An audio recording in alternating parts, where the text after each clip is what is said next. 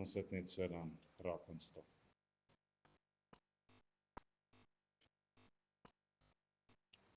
Here, laat die woorde van my mond en die oordeenking van my hart welbehaaglik wees voor U, my rots en my verlosser. Gemeente, genade, barmhartigheid en vrede word aan die geskenk van God ons Hemelse Vader. Dit word ryklik vermenigvuldig in Christus Jesus sy Seun deur die kragvolle werk van die Heilige Gees. Amen. Nou, u sou op die afkondiging gesien het, vanaand se tema, ons het nou vanoggend gekyk na gebed wat moet begin met 'n verhouding. Weet julle wat is een van die dinge wat my die kwaadste maak in vandag se tyd? Ek het 2 selfoonnommers, so een persoonlike een en een kerkeen. Reg? Maar nou die kerkeen, maak nie saak wie my bel nie, hy wys vir my unknown. En daai private nommer storie. En nou gewoonlik, ek is baie lief vir telemarketers. Ek irriteer hulle sodat hulle my nie terugbel nie. Reg? Want as jy hulle genoeg irriteer, dan haal hulle jou naam van hulle lys af en jou nommer word gedelete en al die klasse goed. Maar nietemin, hoekom hou ons nie van daai ding nie? Private nommers. Jy weet nie wie bel nie. Reg? Maar nou, as my foon lui en ek sien daai naam, as ek sien dis Douglas wat my bel, dan raak ek opgewonde hier binne my. Reg? Want ek ken hom. Dis nie 'n onpersoonlike verhouding nie. Net so werk gebed, wanneer dit nou by 'n verhouding kom. Die Here kyk nie na ons gebede as 'n private call nie, maar hy kyk daardeur dat hy ons gered het, en daardeur ken hy ons by die naam. Is dit nie? Nou gaan ons vanuit dit, kyk na gebed in afhanklikheid. Gebed in afhanklikheid wat regtig baie belangrik is. En met dit saam wil ek u nooi na Johannes hoofstuk 15.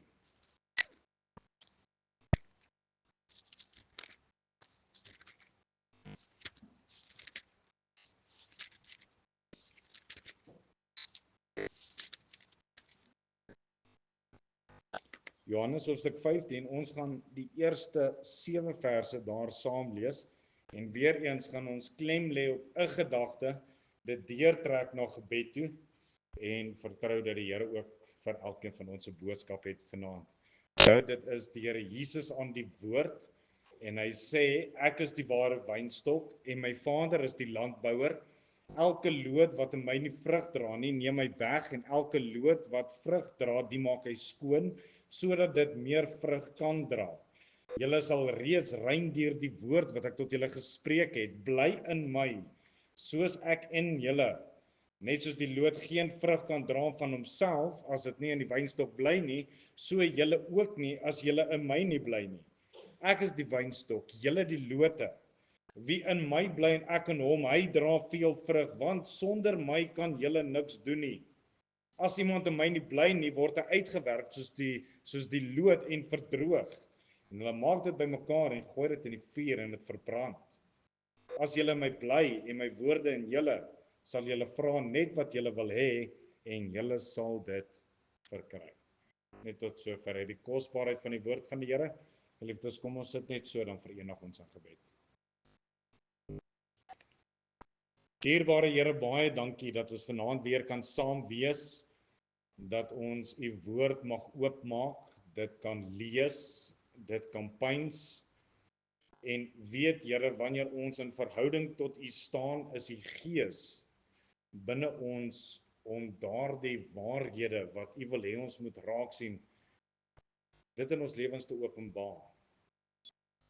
En Here, ons hanteer 'n baie groot onderwerp, 'n baie belangrike een. Here, is dit waarlik die gebed van my hart dat ons hieruit dit ons eie kan maak. Kan groei in gebed wat uiteindelik lei tot die groei tot u. Here Jesus, sal u plek kom inneem vanaand. Tussen spreker en hoorder. Here, U ken ons begeertes, Here, U ken ons behoeftes, U ken die kwaal wat ons in ons harte dra. En ons kom vra in hierdie aand dat U asseblief ook U wil in ons lewens sal kan kom volbring. Ons bid dit in diepe afhanklikheid met groot dankbaarheid in ons harte in die naam van die Here Jesus Christus alleen. Amen. Goed, daar is twee gedagtes wat ek wil hê u vanuit Johannes hoofstuk 15 moet raak sien. Die eerste een is die C-gedeelte van vers 5. Daar staan, want sonder my kan julle niks doen nie. En dan daarmee saam die woorde in vers 7, as julle in my bly en my woorde in julle, sal julle vra net wat julle wil hê en julle sal dit verkry. Nou wanneer die Here Jesus daar praat in vers 7 en hy sê as julle in my bly en in my woord, as julle in my bly en my woorde in julle, sal julle vra net wat julle wil hê. Hoe vra ons? Hoe vra ons? Hoe vra ons vir die Here enigiets? Ons vra hom deur gebed, né? Gebed is die kanaal waardeur ek na die Here toe gaan met 'n hartsbegeerte. Reg? So die eerste duidelike ding wat die Here Jesus hier wil kom tentoonstel is die feit dat sonder hom kan ons niks doen nie. En dan as ons in hom bly en in sy woord sal ons vra net wat ons wil hê. En ons sal dit kry. Dis 'n belofte wat daar staan. En na aanleiding van dit gaan ons nou baie dieper kyk na gebed, juis die afhanklikheid van gebed. Want vanoggend het ons nou stil gestaan by die fundament van gebed, wat ons baie duidelik van die begin kon raak sien, dis nie 'n tegniek nie, dis nie 'n formule nie, maar dit begin by 'n eenvoudige waarheid wat 'n verhouding is. Baie duidelik vanoggend kon ons wys dat gebed nie iets is wat ons gebruik om God nader te trek nie, maar iets wat moontlik is omdat God ons reeds as sy kinders gemaak het. Maar ons moet in onsself eerlik wees, deur te kan sien en raak te kan sien, dat selfs klein kindertjies kan begin leef asof hulle nie meer afhanklik is nie.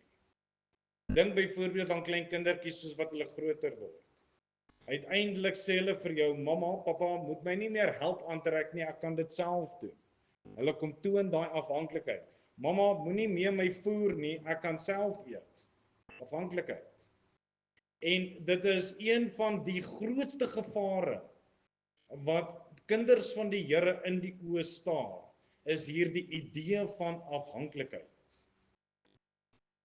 Nie dat die Here nie dat ons die Here openlik verwerp nie, maar omdat ons hom prakties begin ignoreer.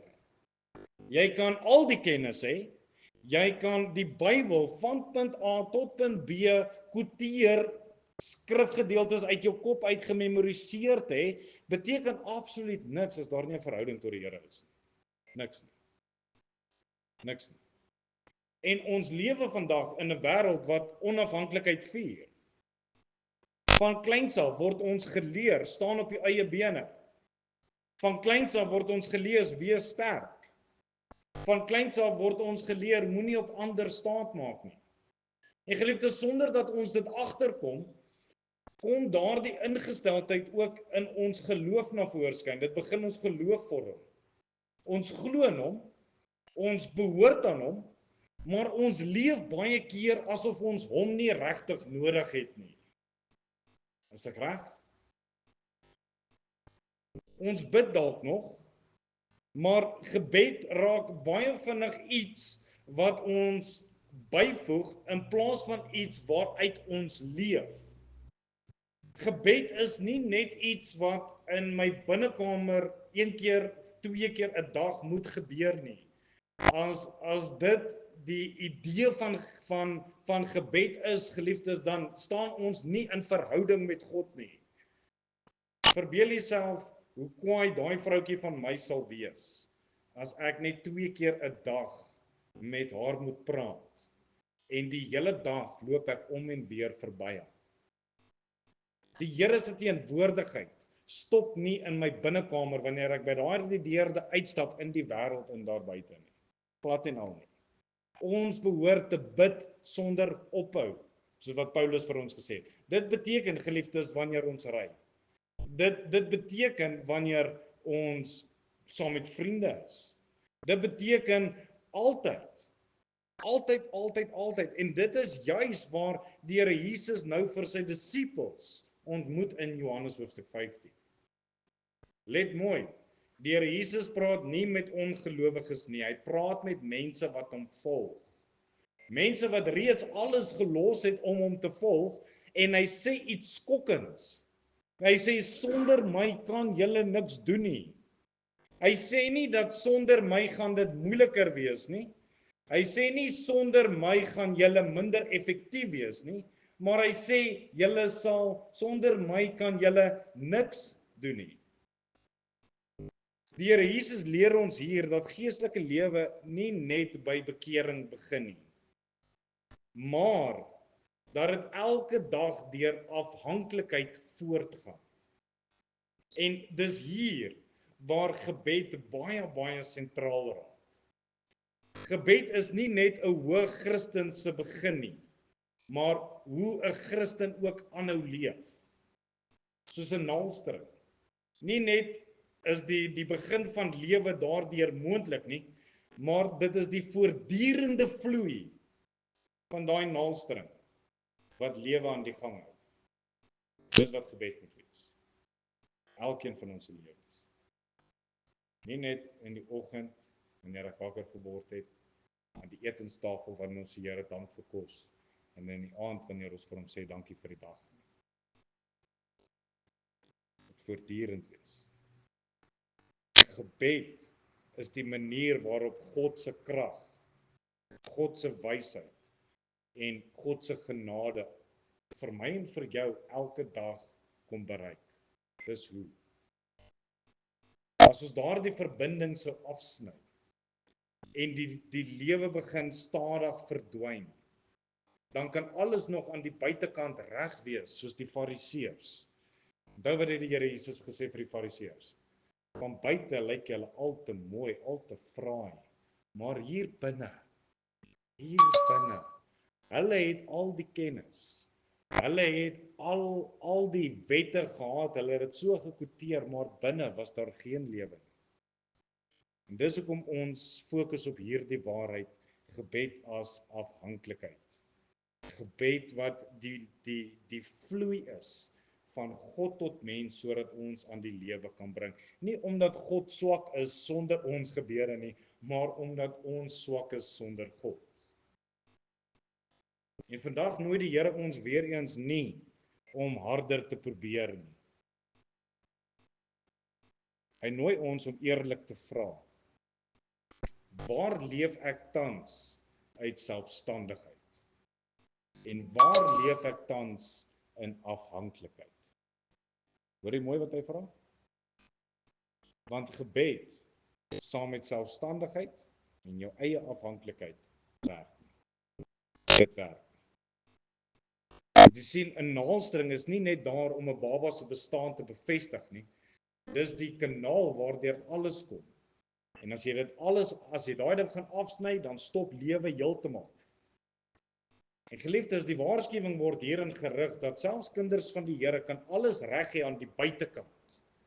Ons kan aktief wees, ons kan betrokke wees, ons kan in die kerk wees, ons kan besig wees met die dinge van die Here en die Here van die dinge mis. Dis baie moontlik. En as dit waar is dat geestelike lewe nie net begin by 'n verhouding nie, maar ook deur afhanklikheid, om dit aan die gang te hou, dan moet ons onsself weer eens ook vra, wat gebeur wanneer daardie afhanklikheid verdwyn? En die Bybel leer ons iets ontstellends, en dit is dat dit moontlik is om naby God se dinge te wees, maar ook ver van God af. En ons moet dit kan raak sien. Dit is moontlik om aktief te wees. Dit is moontlik om in die kerkraadslid te wees. Dit is maklik om 'n sending, bediening te lei, of wat ook al ons in die kerk doen, maar geestelik droog, uitgedroog te wees. En dis presies hier waar deur Jesus se woorde die disippels hart kom sny. Hy sê nie vir sy disippels, hoor hierso, pas op, julle kan sonde pleeg nie. Dis nie wat die Here Jesus vir hulle sê nie. Hy sê nie vir hulle oppas vir daardie dingetjie en daardie dingetjie, hy sê oppas, sonder my kan julle niks doen nie.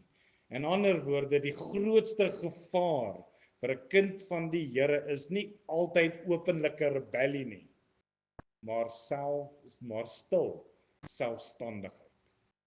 Self die gedagte dat ek en myself is okay, ek het die Here nie nodig nie en ek kan my eie weg in hierdie lewe vind. En daarom maak ons klaar die eerste punt, dat sonder afhanklikheid is daar geen geestelike lewe nie. Die Here Jesus sê, ek is die wynstok, julle die lote, wie in my bly en ek in hom, hy dra veel vrug, want sonder my kan julle niks doen nie. So die woorde hier is heel eenvoudig, maar is ook een van die mees ontstellende stellings in die Bybel. Ek is die wynstok, julle die lote. Sonder my kan julle niks doen nie. Jesus praat nie hier van mense wat hom verwerp nie. Hy praat met sy disippels en hy sê vir hulle, as julle nie bly nie, as julle nie verbind bly nie, dan is daar geen lewe nie. 'n loot het in homself geen lewe nie. Hy kan in homself nie besluit om vrug te dra nie. 'n loot kan nie harder probeer nie. Anders sou die boere nou daar in die mielielande ingeloop het en vir al die mielies gesê het, hey, word wakker, probeer bietjie, groter word. Ons kan meer ton per hektaar oes as jy net bietjie harder probeer. Maar dis nie hoe dit werk nie. Die loot is die enigste hoop op 'n verbondenheid. En dis baie keer hier waar die mispersepsie of die misverstand van geloof inkom. Want ons dink baie keer dat om geloof te hê of dat geloof beteken ek word sterker. Ek moet meer selfvertroue hê. Ek moet minder afhanklik wees. Maar nou kom die Here Jesus en hy sê presies die teenoorgestelde. Hy sê dat geestelike volwassenheid beteken meer afhanklikheid en nie minder nie. Hoe word ek geestelike volwasse? Besef dat sonder hom kan ek niks doen. Sonder hom kan ek niks doen nie. Psalm 127 vers 1 is my so kosbaar. As die Here die huis nie bou nie, te vergeefs werk die wat daaraan bou. As die Here die stad nie bewaar nie, te vergeefs waak die wagter. En nou moet ons mooi kyk na daai psalm. Die psalme sê nie daar dat mense moet bou nie. Dis nie wat hy daar sê nie.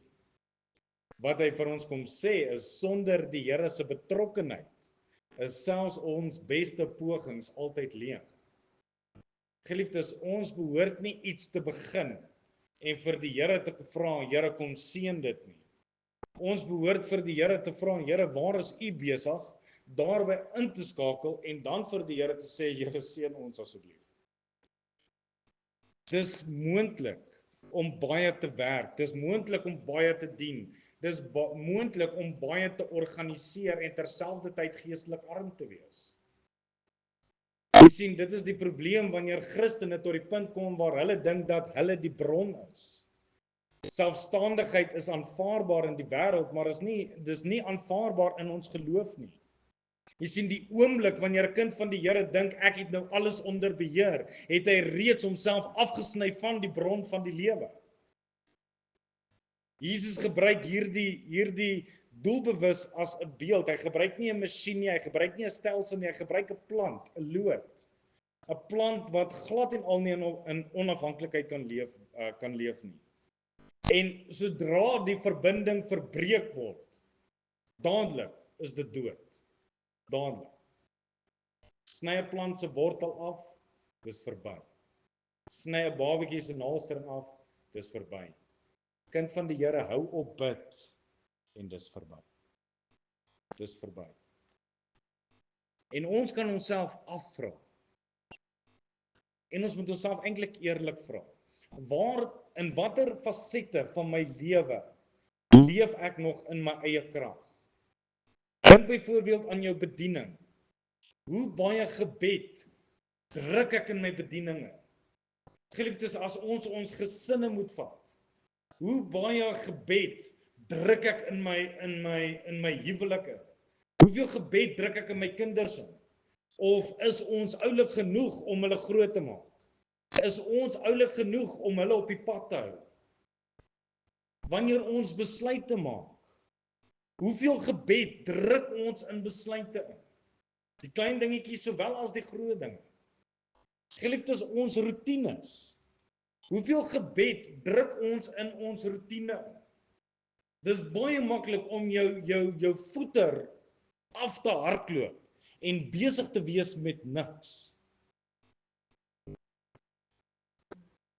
Geliefdes, dink net vir 'n oomblik of gebed in jou lewe dalk nie geskuif het van 'n lewenslyn na 'n byvoeging nie. En as gebed 'n byvoeging geword het, kind van die Here, dan wil ek u vermaan om te sê kom terug. Hierdie is nie 'n gedagte van die Here Jesus waar hy besig is om te veroordeel nie. Hy's besig om te waarsku juis omdat hy wil bewaar. En afhanklikheid is nie die teenoorgestelde van volwassenheid nie. Dit is geestelike volwassenheid. 'n Christen word nie sterk deur minder gebed nie, maar deur 'n dieper verbondenheid aan die Christus. En geliefdes, dit is meer as net 'n gebedjie nou en dan, hier en dan, daaroor. Dit is 'n lewenslyn. En solank die lood daar bly, kind van die Here, sal daar lewe wees. En ons kan onsself in hierdie tyd verootmoedig om te vra.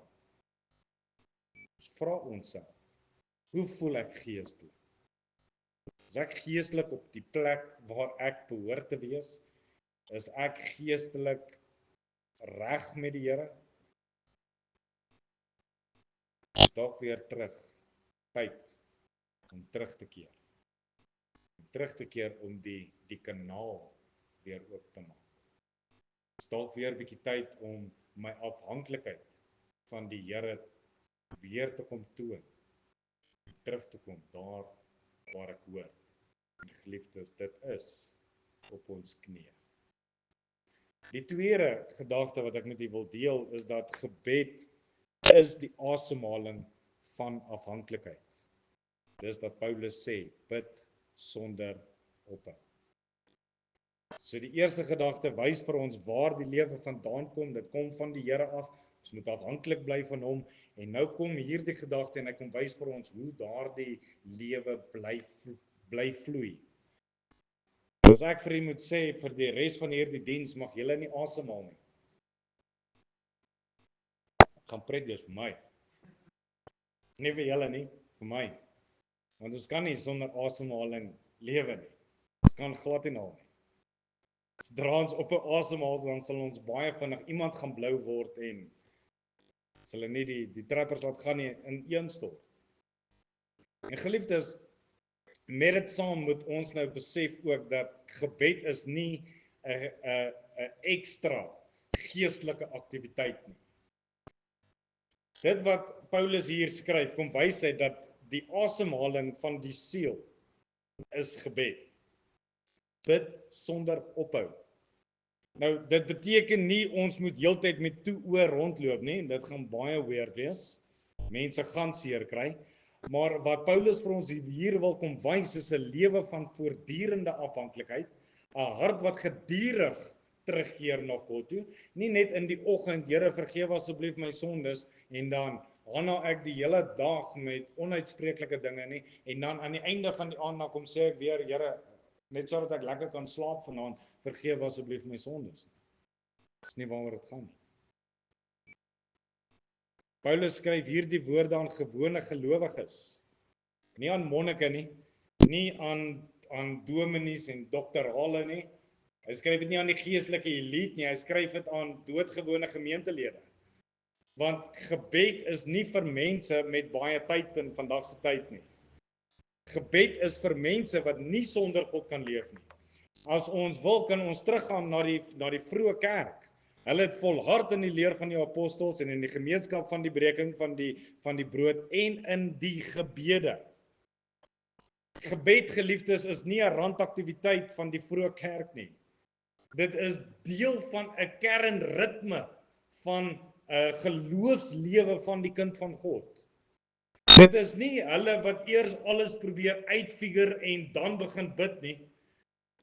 Dit is mense wat waarlik bid omdat hulle erken en weet dat ek kan nie sonder die Here aangaan nie. Ons probleem was nooit dat ons opgehou glo het nie. Ons grootste gevaar, geliefdes, is omdat ons opgehou bid het. En deur daardie opgehou bid het ons nog aangegaan asof alles oukei is. Ons is nie oukei nie. Die kerk van vandag is nie oukei nie. Die kinders van die Here vandag is nie oukei nie. Geliefdes, ons gesinne, ons skole, ons parlement, ons Walter Sisulustraat met al sy potholes hierso is nie oukei nie, want die kinders van die Here het opgehou bid. Eenvoudig. Gaan blameer van Malema, dis oukei, maar ek vra jou, bid jy sonder ophou? Die omstandighede wat my so dring, bid jy sonder ophou? Geliefdes, wanneer ons die skeisaakbrief kry, bid ons nog sonder ophou.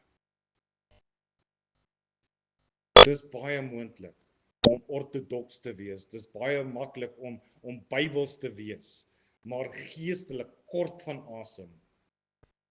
Jesus wys self hier die waarheid. Hy sê in Markus 1 vers 35 en vroeg in die môre nog, diep in die nag het hy opgestaan en uitgegaan na 'n eensame plek vertrek en daar gaan bid.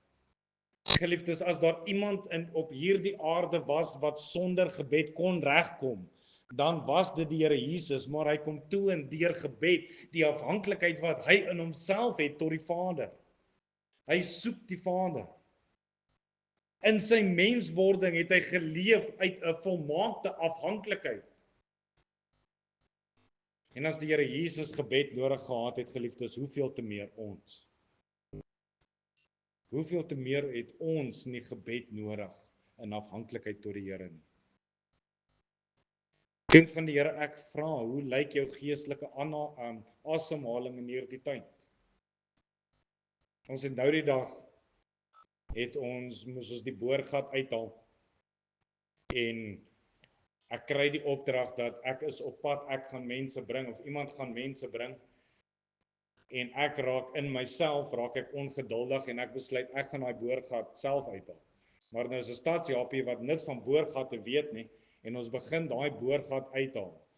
Hier halfpad toe bedink ek my lewenskeuses, ek bedink my bediening, dit sal dalk nou makliker wees om te bedank en te trek as om die res van daai boorgat uit te trek. En daar kom 'n woord wat sê dat ons kan nie nou ophou nie, ons kan nou net sowel maar alles uithaal en ek stem toe in. En ek aan die einde van dit alles toe daai ding daar uit is en ons sit hom op die grond neer toe hyperventilate ek daai en ek is so na my studeerkamer toe, ek sit onder die aircon, reg, en ek sit daar en in daardie oomblikke wat ek daar sit met daai asemhaling wat so druk teen my bors, toe lui my foon. En die persoon wat gesê het hy gaan help, staan by die boorgat. As ek net so 'n bietjie gelag. As ek net my afhanklikheid, my selfstandigheid so bietjie laat gaan het.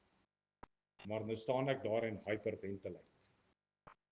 Geliefdes, ons staan baie keer in hyperventilate want ons doen so baie dinge vir onsself. In plaas daarvan om in afhanklikheid, deur gebed, deur hierdie naaldstring gekonnekteer te wees aan die Here, doen ons so baie dinge uit onsself. Geliefdes, wanneer laas het u gebid, nie omdat u iets nodig gehad het nie, maar omdat u net in die teenwoordigheid van die Here wou gekom het. Ek is baie lief daarvoor om mense te bel vir koffie. Dit is nie te sê dat ek iets by jou wil hê nie, maar ek wil net met jou gesels, met jou kuier. Hoekom hanteer ons die Here nie so nie? Hoekom kom ons nie in daai geestelike plek weer, kinders van die Here, waar ons net by die Here se voete gaan sit, want hy is vir my belangrik. Ek is van hom afhanklik. Elke keer wanneer ons bid, haal ons siel asem. Dis verfrissing. En met dit saam sien ons in die laaste gedagte dat vrug dra is die gevolg van afhanklike gebed. Die Here Jesus sê, hierin is my Vader verheerlik, dat julle veel vrug dra en julle sal my disippels wees. Ons moet op 'n plek kom waar ons vrug dra. Dit moet daar wees. En nou wil ek hê dat u die volgorde moet let. Hy sê, bly in my, bid in afhanklikheid en dra vrug. En vrug is nie iets wat ons kan afdwing nie. As ons dit kon doen, dan sou dit baie lekker gewees het as ons vir 'n drywerrang kon gesê het, maak avos. Ons soek al hierdie drywe, maar ons soek dit avos. Dit sou lekker gewees het, né? Maar dis nie hoe vrug werk nie. Ons kan dit nie afdwing nie. Dit is nie 'n lys van prestasies of my goeie werke nie. Daar is nie 'n puntestelsel wat vir my kom aanmerk hoe gereeld ek bid nie. En vrug kom natuurlik wanneer lote verbind is aan die wynstok. Die wynstok is Christus en ons is die lote. Matteus 5 vers 22, Galasiërs 5 vers 22 en 23 sê, maar die vrug van die Gees is liefde, blydskap, vrede, lankmoedigheid, vriendelikheid, goedheid, getrouheid, sagmoedigheid, selfbeheersing. Dis vrug wat ons dra, wat die Heilige Gees deur ons bewerk. Dis nie iets wat ek doen nie. Dit is nie in my om vir 'n taxi driver te waai en te sê, dis okay dat jy nou voor my ingedruk het nie, maar die vrug van die Gees wat in my is, dring my om daardie dingetjies eenkant te sit en te wees soos Jesus in daardie oomblik, sodat ek 'n lig kan wees vir die nasies daar buite. Dis nie iets wat ons kan oefen nie. Daar is nie 'n tegniek nie. Maar dit alles vloei uit 'n lewe wat vas is aan die Here. En hierdie vrug is nie net persoonlik nie, dit verheerlik uit en uit die Vader. Dit wys vir die wêreld daar buite wie God is. Dit bevestig jou roeping as disipel. Dink aan 'n boom in jou tuin. Jy kan dit water gee, jy kan dit bemest, jy kan sonlig gee, maar as die wortels nie in die grond is nie, dan sal hy nie vrug dra. Hy sal minder vrug dra.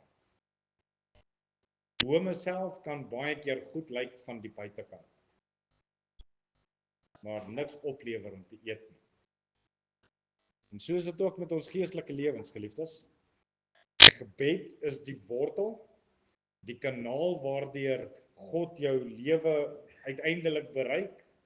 En wanneer God jou lewe uiteindelik bereik, vanuit daai lood sal hy groei en dan sal hy vrug dra.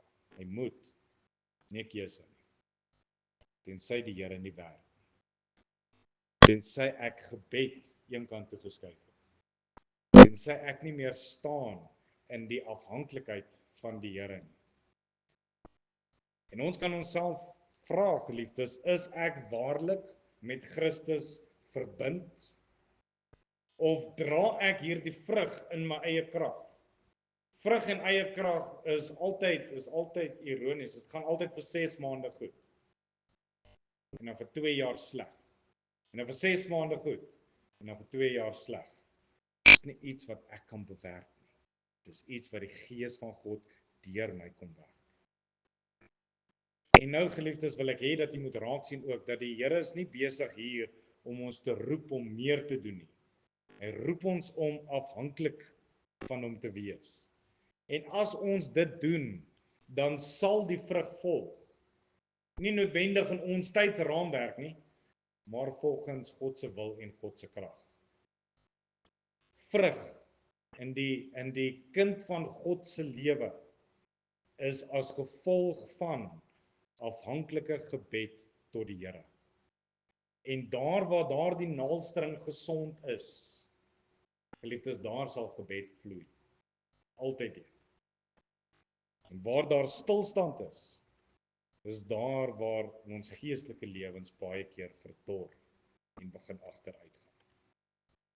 Die eenvoudige maar diep waarheid, dat gebed hou ons aan die lewe, en die vrug is juis die bewys daarvan. Gebed, geliefdes, is nie 'n aktiwiteit nie. Dit is die asemhaling van die siel. Daar is geen geestelike lewe sonder afhanklikheid nie.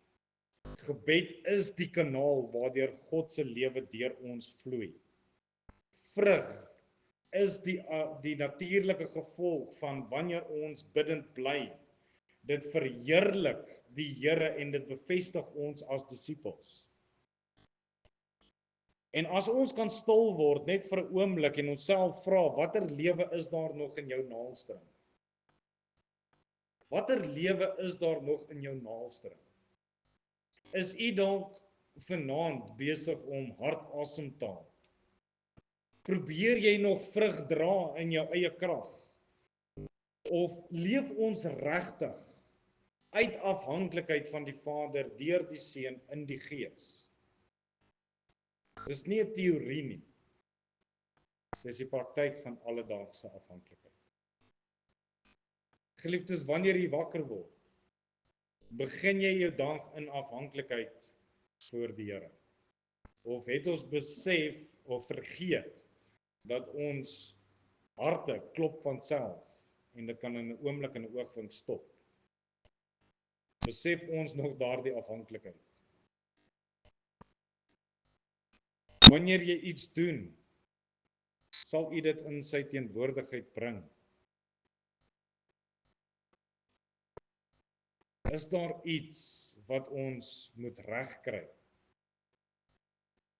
As daar is, kom ons begin by gebed. Elke keer wanneer ons bid, erken ons net eenvoudig as kinders van die Here, dat Here, ek is nie die bron nie, maar u is. Dis wat gebed is. Gebed, geliefdes, is die rus wat ons nodig het. Dis die lewe wat ons hande en ons harte vervul. Dit is die vrug wat natuurlik daardeur volg. Dit alles deur daardie koneksie, soos die naaldstring gekonnekteer is aan die baba en aan die baarmoeder, net so ek aan die Here. En dit kan uitdagend wees. Ons moenie probeer om die Here te beheer nie. Ons moenie probeer om alles self te doen nie. En ons hoef ook nie te dink dat alles perfek moet wees. Die uitnodiging staan. As iemand vermoeid en belas is, kom. Net soos wat jy is. Kom. Kom spandeer tyd saam met my. Kom bly in my. Kom hier in die wynstok. Bly in my. En ek sal vir jou die vrug gee. Ek sal jou gebruik. Ek sal jou die krag gee, sê die Here Jesus. Soos 'n lot aan die wynstok vasgenaal is, sal lewe en vrug vloei. Kind van die Here, soos wat ons bidtend bly, gaan lewe in oorvloed deur ons vloei. Mag die Here ons genade gee. Mag hy ons herinner in hierdie dae dat waar ook al ons is, as ons 'n lang tou het in Checkers, met groceries gaan koop, is 'n goeie tyd om te bid. Is 'n goeie tyd om die Here te vertrou. Waar ook al ons kom, wat ook al ons doen, geliefdes, laat ons bidtend bly. Amen. Kom ons bid saam.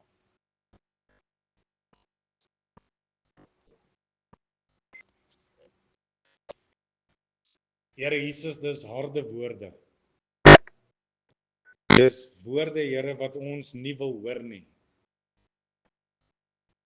Here Jesus, dis woorde wat indring met ons vlees. Dis woorde wat indring met ons siel, met ons verstand.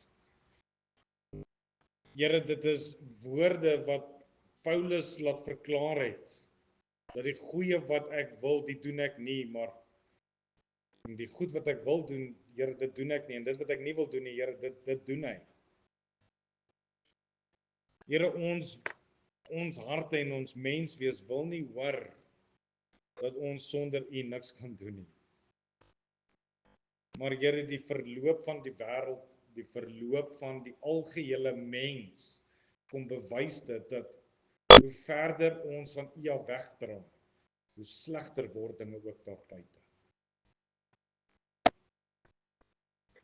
Here Jesus, terwyl ons harte in verootmoediging staan in hierdie reeks, sal U asseblief vir ons kom wys,